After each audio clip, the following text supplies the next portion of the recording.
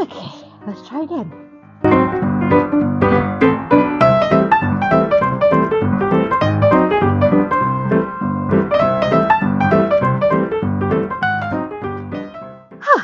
Hello my lovelies, how are we all doing?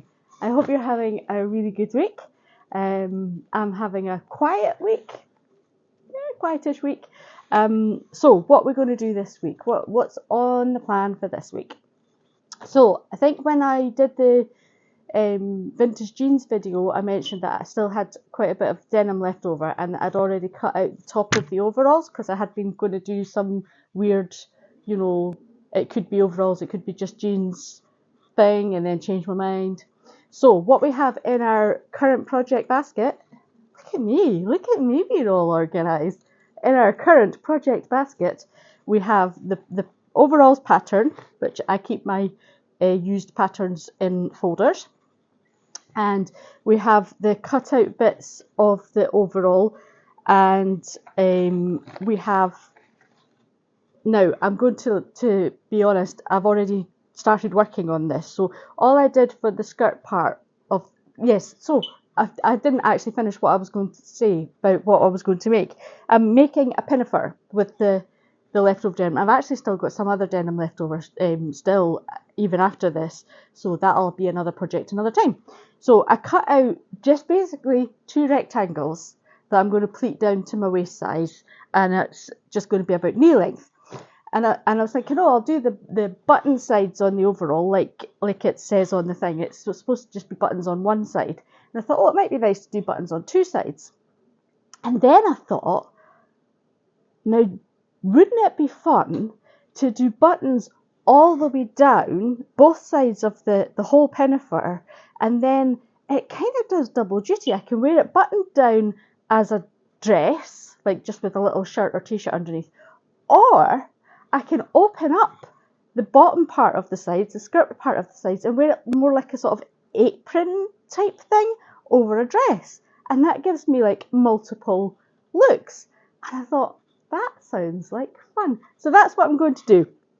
So basically I'm going to make the whole of the front of the dress, the whole of the back of the dress, finish the seams and everything, and then button up the sides.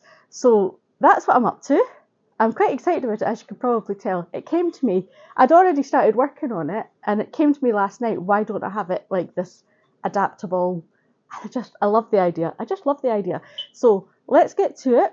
I'll take you back and show you what I've already done in the last couple of days. I didn't feel like coming on and talking on camera because I was a bit tired. So I was just been working away quietly without talking on camera. So I'll take you back over what I've done the last couple of days, and then we'll move forward from there. So excellent. Let's go. So here's my rectangles that I've cut out for the skirt, and I decided that I wanted the pockets to not be inseam pockets, but to be like slashed at the front of the skirt. So I'm just measuring a few inches in and a few inches down to make that diagonal slash. Obviously, you can make your pockets whatever shape you wish. That was just what I was doing. And I cut that off, that diagonal, and instead of folding it over, for some reason I decided to then use that to get the size of the diagonal at the other side. I don't know why I didn't just fold it in half. I'm not sure where my brain was when I was coming up with that process. And then I get the pockets. Some of you might recognise the fabric that I'm using for the pockets, and I'm using the bit that I cut off the skirt to also cut the pockets to the right shape. And then I am going to attach the front of the pocket bags to the skirt right sides together, and I will, they obviously will get flipped to the inside.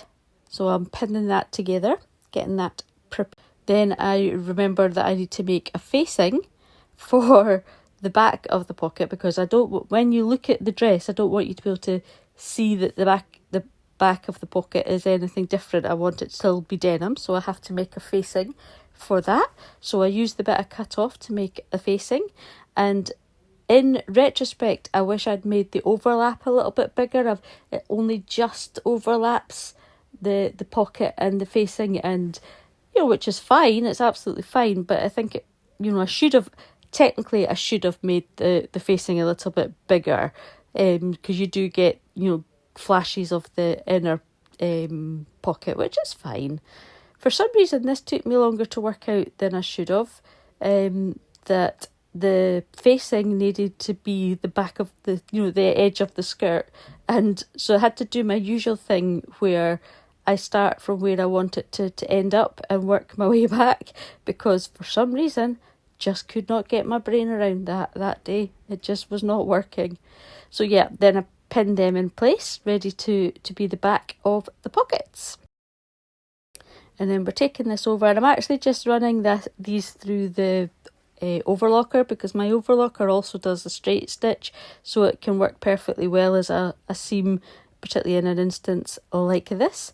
So I'll just run them through the overlocker, and then once I've ran all those bits that I pinned through the overlocker, I'm going to top stitch, and I'm top stitching that facing down to keep everything nice and neat.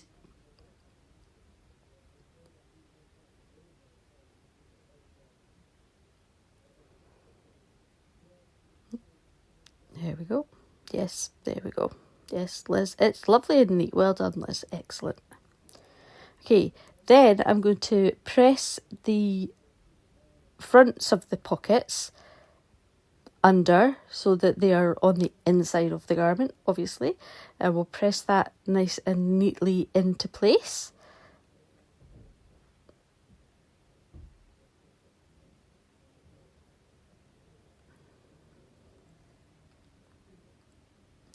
And then we're going to top stitch them down.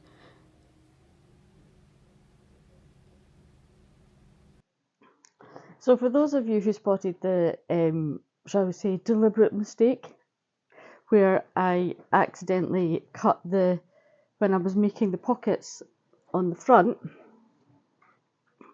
the slash pockets on the front, I accidentally cut the same amount of stuff off the back. I have made it a feature. I've top stitched it.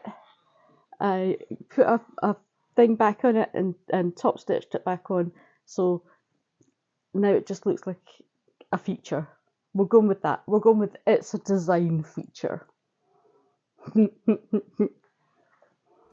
So once I've got the bits of the pockets assembled, we're going to overlap those pockets and overlap that to the face. And I'm just going to put a pin in there to hold it so that it doesn't shift around while I try and sort this out. Then I'm going to pin together the pocket bags on the other side.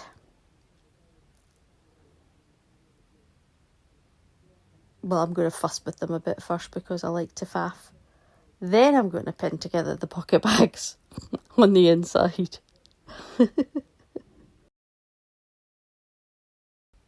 then once they're pinned together, I'm going to take that over to the sewing machine and sew the pocket bags closed, get distracted and chat to my family. This is why I do a lot of this in voiceover, because there's a lot of family life going on, shall we say, family life going on in the background, and people watching the television, etc. And I'm also going to overlock those pocket bags just in case of any fray. We'll keep it all lovely and secure and tidy in there. I always like to have all my seams and edges finished. You know me, I'm a bit of a perfectionist. Don't like any raw edges anywhere. And then it's time to start working on the bodice.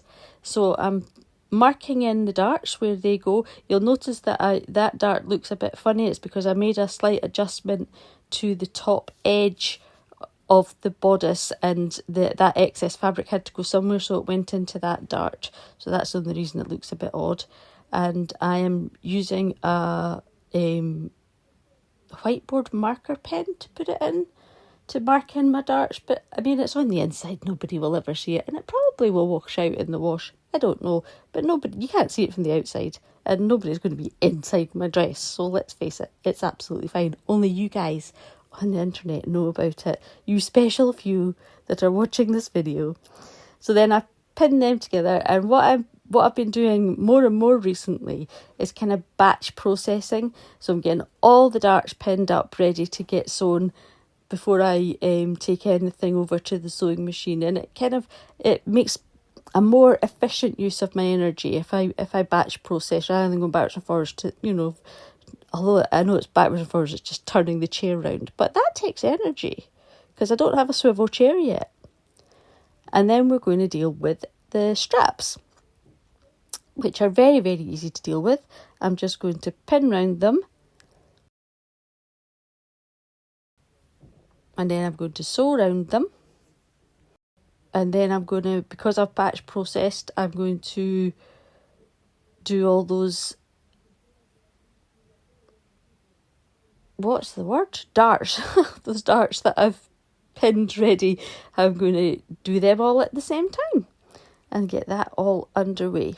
Then I'm going to take little tiny notches out of that very extreme curve at the end of the straps, because we want that to be all smoothed out when we turn it the right way through.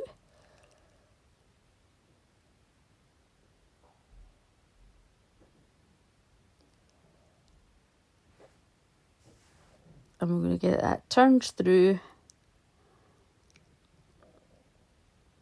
with a little bit of a fight, let's face it. And we get it all turned through and smoothed out. And then it's time to press it into place. And I just kind of roll it between my fingers a little bit to get the seams right to the very, very edge before I press it. You see, I do just moving it about with my fingers to get that. And then we're going to press those darts. Again, it's one of those things, you press your darts whichever way you like. I tend to press the side darts down, and I like to press my waist darts outwards. Not 100% sure why I do that, but that's just what I do. It doesn't really matter as long as you do both the same. And then I'm going to top stitch around those straps, because I'm going to do top stitching everywhere on the little pinafore. So we're going to get those straps top stitched, and that just keeps everything lovely and neat and crisp looking.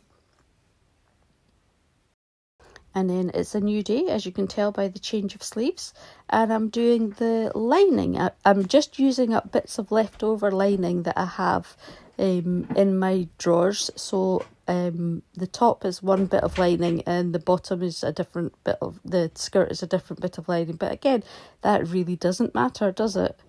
And actually I only just had enough of the skirt lining. It's a tiny bit less wide than the actual skirt, but that doesn't matter because the skirt's to get pleated down, and it'll really make no odds in the scheme of things.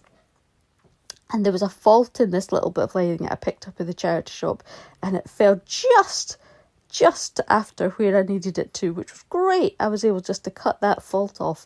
Fantastic. And then even up the top. And it was just about the perfect size that I'd picked up in the charity shop. I was so pleased with that. That just felt really, really good.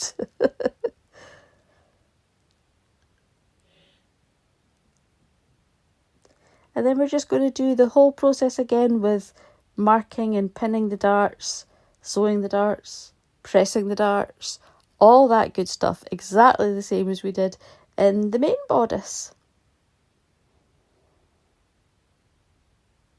And then I decided to hem the skirt portion of the lining at this point, because that, it can be done at any point, and why not do it when everything's nice and flat? So I eyeballed quite a reasonably big size hem, because I knew I was going to take a small hem on the main skirt, and that just made sure that the lining was shorter than the skirt, which is always a good thing. And it was quite bouncy lining, so I pinned that as I went. And then I cut 2 lines of gathering stitches along the top of the skirt lining, because I'm just going to gather the skirt lining, and then I attached the skirt to it. And eagle-eyed, if you'll notice that actually I had done that upside down. I'm gaily attaching the skirt to the top end of the back bodice and not the darted bit that should be at my waist. I myself won't notice this for some considerable time. I mean, I'll be on to the next section before I actually notice this. I'll be putting them together before I notice, putting the lining and the main fabric together before I notice this. And then we're just doing the same thing. We're pleating, but instead of gathering, we're pleating the denim bodice together. I'm pretending to be all like proper and measuring it and things. That very quickly went out the window, and I eyeballed it and whatnot. It was fine. And then we're just going to do all those over at the sewing machine at the same time. That's why I pinned them all first, and then I'm just going to sew them all first. And then once I've sewn them all, I'm going to overlock them all at one time. And then once I've overlocked them all, I'm going to top stitch them. I'm going to open them all out and top stitch the seam allowance up towards the bodice on each piece. And that keeps it all lovely and crisp. And then I'm going to sort out all my darts and loose ends. Oh, look at my girls all snuggly. Hey, you just been watching me sew? Now you're going to sit and watch me knit? Oh, we cuties. Welcome to a very stormy Cornwall this morning. You can possibly hear the wind. It's absolutely blowing a hoolie out there. Anywho, enough about the weather. So what we've got so far is we've got the back skirt and bodice put together, the front skirt and bodice put together, and likewise with the lining. Now, before I attach the lining to the fronts and backs, I want to put the straps in, which are already made up, but I also want to put the plackets, the button plackets on either side. And as of yet, I haven't actually made them or cut them even. So what I'm going to do is measure the full length from armpit to hem on both sides and make button plackets to then sandwich in between the lining and the outer, and then it'll all be neat with no raw edges or anything, and that'll look good. So that's the plan for today, is to measure and cut the plackets and get started on them. So let's get started. So I decided, in order to measure the plackets correctly, I would hem the front and back of the skirt. So I just did a double turn, 1/2 inch and 1/2 inch, or centimetre and centimetre, whatever you have in yourself, whatever metric you use. Press them, pin them. But I've obviously not taken them to the machine at this point. I'll take it over to the machine in a second once I've batch processed things. So then I'm going to measure, and I'm actually doing this slightly wrong. I should have measured from 1/2 inch down from the top to allow for the seam allowance. That's going to actually cause me a little bit of problem later on, but let's not worry about it now. And then I've got that leftover denim, so I'm taking I want the button plackets to be 1.5 inches, so I need 1 inch seam allowance for 1/2 inch seam allowance either side. So I measure all that out and then just tear it, because as I said, denim tears so easily along the straight grain. So I just make all my measurements and tear.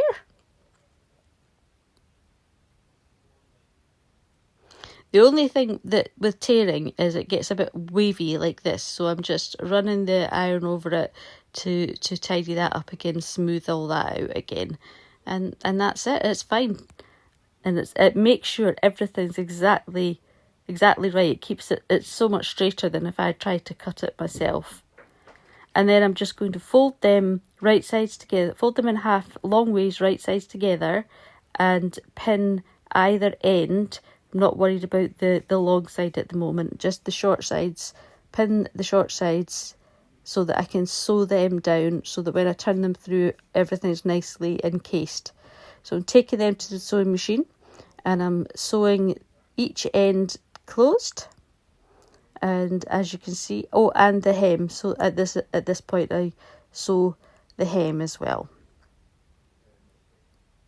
And then we take it back over and we cut our corners and turn them the right way through and give them a jolly good press. And then we're going to take them back over, and I'm actually overlocking the long edge just as it is, although it'll actually be contained inside between the lining and the outer fabric. I just wanted the extra security to make sure it didn't fray, because denim can be a little bit tricky like that. And then I'm pinning.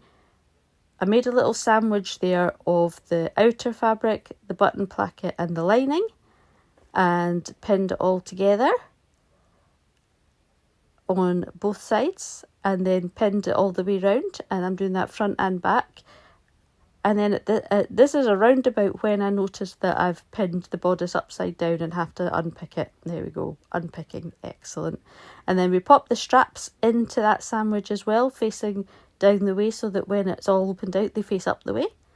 And I'm sewing all the way around that, from from the hem at one side up, round the top, down to the hem at the other side. And then I turn it all back through and get ready, and I'm going to top stitch it all down to keep that all neatly in place. Okay. So we've done really well. We have, would have been good to get things here before I started talking. So we have the back with the straps lined, placketed. We have the front lined, placketed. So all we have left to do is buttons and buttonholes. We're going to have the usual problem. There is no way I'm going to have enough matching buttons, so I'm just going to put on any old buttons at this point, and probably once I know exactly how many buttons I need, I will possibly order some or have a little moogle to the charity shop and see if I can find some. But we'll just have mismatched buttons for a while until I do that. Unfortunately, today I feel like I've been run over by a bus. I think the weather has changed here very suddenly. It's unusual for Cornwall. Normally we kind of gently slide through September. Summer kind of peters out gently. You can go even into October, really warm and lovely. But this year, for some reason, it's like we got into September and someone flicked a switch and went, oh right, it's autumn. And the weather just went and changed like that. And it's much, much cooler. We've had storms. We've had very, very heavy rain. And I don't know if it's that or what, but honestly, my pain levels are really high and I am exhausted. So I normally try and keep things really upbeat and positive on here, but I also like to be honest with you when I'm not doing so well. So I don't know if I'm going to get these buttons and buttonholes done today. I don't know if I'm going to get the video out tonight. It might be tomorrow. I might be letting you see it safety pinned together until I do the buttons and buttonholes. At this point, I just don't know. I just don't know at this point. So we'll see how we get on. And I'm going to sit and have a cuppa. I've not long got up. It's like 2:30. I've just got up. Yeah, it's not looking good. But we'll see how we get on. So that's where we are at this point. So see you in a bit. So as I expected, I was not able to get anything done yesterday, and don't know how much I'm going to get done today, but we're going to have a little go at starting these buttonholes. And I think in order to get a video out at all this week, I might just have to safety pin it together and then we'll carry on working on it next week. Which is what I said I'd do originally. I don't know why I've got it into my head that I have to complete a project, because that wasn't the purpose of this. I was just going to kind of vlog my progress. So, yeah, I know you guys won't mind. So I'm going to start having a look at these buttonholes and see how far I get today. So I'm going to get them marked off. The most important buttonhole to mark off is the waist one. I want to make sure I've got a button right at the waist, and then from there I measure just down a bit from the top, and it actually worked out a beautiful 2 inches in between each buttonhole. Easy as pie. It worked out really cleanly, and that left it at a nice place at the bottom as well, so that was great. So I got them all marked off on both sides, and I also remembered that I needed to put buttonholes on the ends of the straps as well, so I measured them and put them on.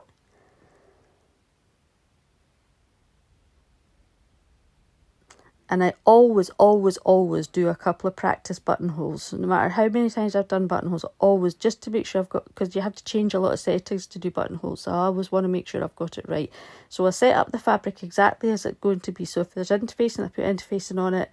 I always just do a couple of practice ones to make sure that I've got all the settings right before I go ahead and start working on my actual fabric. So we're doing this in super quick time, which I think it looks really good. It looks like I'm like absolutely flying through it.